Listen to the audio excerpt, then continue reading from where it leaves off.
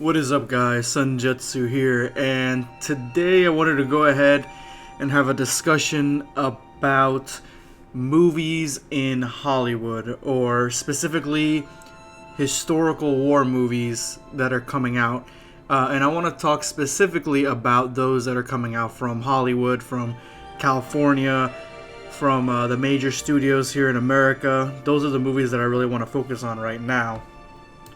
And this is going to be sort of a rant video because what the fuck is this shit right here? For real. The Great Wall movie. I remember seeing this a while back. I can't remember exactly if I went to go see a movie. I think I might have gone to see Rogue One, because that was definitely the last movie that I saw in the movie theaters. And this trailer came up, and it had the Great Wall of China, and that was the first shot, and I was like, oh, are they doing a historical piece on China? Very interesting. That's gonna be interesting. And then you see some of the Chinese warriors, and I'm like, okay, they look a little bit too stylized for my opinion.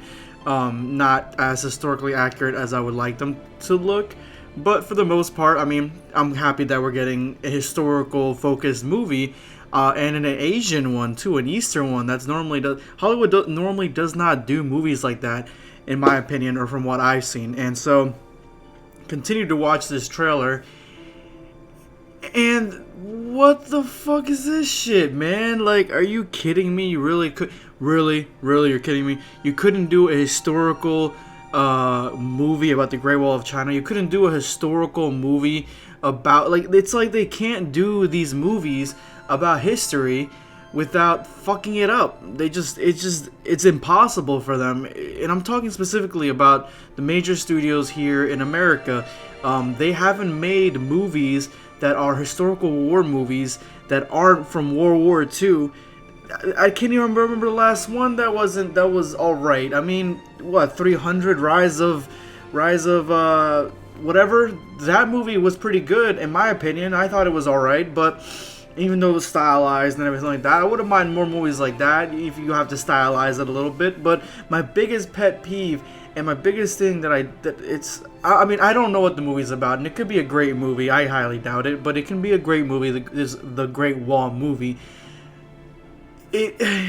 Why do you have to add monsters into everything? That's my thing. Why does everything always have to have, if it's historical, it has to have monsters. It has to be mystical. It has to have some mysticism in it.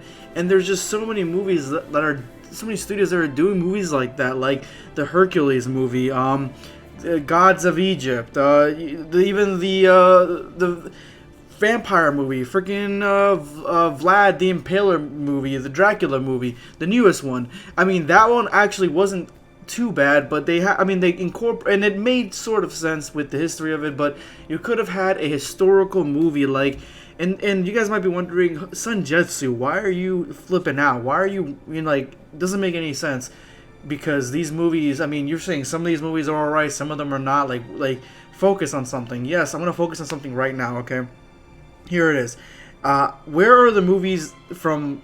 These are the greats in my opinion from what studios can offer us. They are as historically accurate as they can be, but they have some limitations to that. They aren't 100% historical accurate. But where are the Troys? I mean, I know that's not a historical movie, but that was sort of kind of historical, I guess, in a certain sense. Maybe I'm just getting nostalgia, and I have those nostalgia glasses on, but where are the Last Samurais? Where are the Gladiators? Where are even King Arthur, which was based on a legend, had more groundedness, where they could have gone completely opposite way, and it actually, in my opinion, came out with a better movie. It was a good movie, had a great soundtrack. Where are the I can't even think of another movie right now at this point. Kingdom of Heaven. Where are movies like that? Where are these Ridley Scott movies that are historical? Like, why aren't these directors making historical movies? Like, here's my biggest thing, and I'll lay it out flat right now. I think that 300 was good. I thought 300 was pretty good, the first 300, but it also had some monsters in it. Like, the Immortals were kind of monsters, sort of. They had this guy with a goat head at some point in Xerxes, whatever his name is, in his fucking tent. They had a couple of CGI kind of monstrosities in there and stuff like that. The guy that cut off heads, he was a monstrosity. But I mean, you have these movies. I would say in the past 5 years, I would say 5-6 years, in my opinion. Okay, guys, just take this all in my opinion, because all you guys are gonna be like, oh well, you know, have this and this and whatever. But normally when they come out with a movie that's based on history or historical events, not only is it done, if it's not, these are the things that they have. They're in very, very shitty quality. The script is shit. The accents are shit. They do minimal effort in creating an actual like aesthetic feel of having like a cultural identity. Like the movie itself doesn't have, like the actors aren't culturally appropriate in my opinion. Then they add monsters. They have all these crazy monsters. You know, they have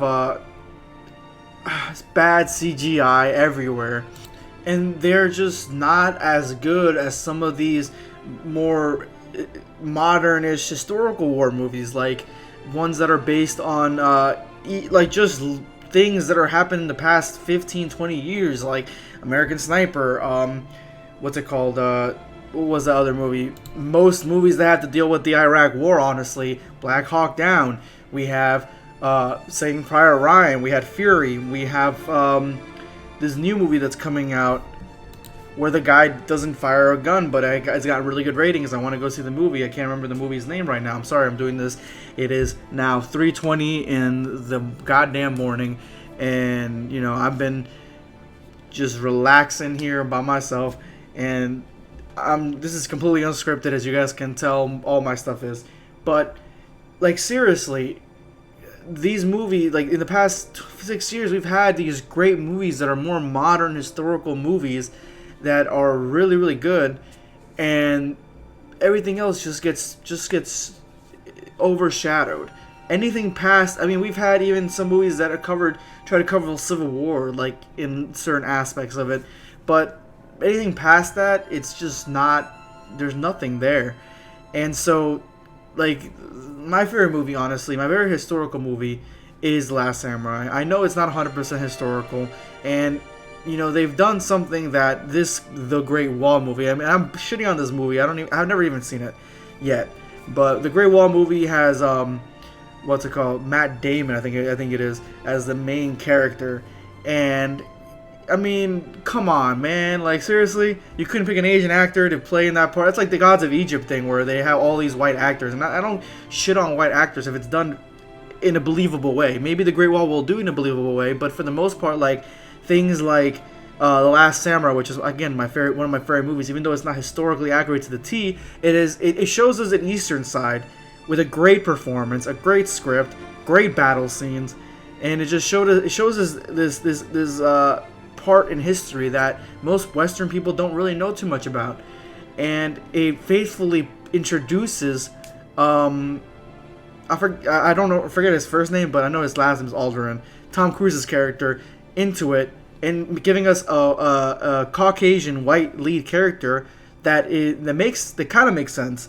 And I mean, they could have used a Japanese actor and focused the story around him, but it makes sense with the story. You know, they're bringing in Westerners, things like that. It just made sense. I don't see how The Great Wall has a white guy like in it at all. Like, I don't see it. I mean, I guess you can, if they had monsters in there. I mean, Matt Damon could be in there. I don't know. You know, I don't have a problem with it. Like Marco Polo, the TV show on Netflix. If you haven't watched it, watch it. It's amazing. That makes sense. I don't mind that. If it makes sense, do it. But it wouldn't kill you to make it so like a Crouching Tiger, Hidden Dragon style movie, like where, you know, all the actors are kind of appropriate to the area, the place that they're in. I feel like they have to throw. I feel like they think they have to throw these huge name actors, like the movie Ghost in the Shell. Ghost in the Shell is coming out. I'm actually really excited for it, especially watching the last trailer that came out. But still, I feel like they had to throw in what's her name, in ScarJo. They had to throw her in, Scarlett Johansson, to bring butts to the seats, and I feel like they just do that too often now. And so like, where's movies like The Alamo, man? Like, come on. I mean, The Alamo kind of drug down a little bit, but still, like, but there is one saving grace that probably a lot of you guys, probably even before you got through this part, 10 minutes into the video, you guys are probably already typing into the comment section, but telling me that Netflix has, in some aspects of cable have great movies and TV shows that are based on historical events. That is true. That is the only avenue really we have, and they have some great stuff on there. The Frontier, watch it. It is amazing. I loved it. Love The Frontier. I can't say Game of Thrones because that's just fantasy. But we have Spartacus. Watch all 4 Spartacus seasons. They are amazing in my opinion. Some of the best stuff out there, depicting that that time period. What else? Hell on Wheels. Just Marco Polo, as I already said. And there was actually a movie that was out. It came out limited on Blu-ray and DVD, but it was about the Korean War and Japan invading Korea with samurai. And it's on Netflix. I think it's called The Admiral or The Great Admiral, something Admiral. But it's great. And they have some good stuff on Netflix. Like, they have some good historical TV shows and movies on Netflix, and that's really the only avenue we really have now. But luckily, they can make good movies. But I want to be able to go to the movie theater and be like, this depiction of Hannibal and Hannibal fighting in Rome, in Italy, and or this depiction of the Battle of Cannae, or Cannae, whichever way you want to pronounce it. I need to see this depiction of the war between the Egyptians and the Hittite Empire without throwing freaking Gods of Egypt nonsense in there. I need to watch this in the movie theaters. I need to set this on my track. I need to watch this. I need this to win an Emmy and a Golden Globe and whatever. That's kind of what I'm hoping for. That's kind of what I'm looking for. And so it just upsets me when, like, they don't make those kind of movies anymore. They don't put the time and effort in.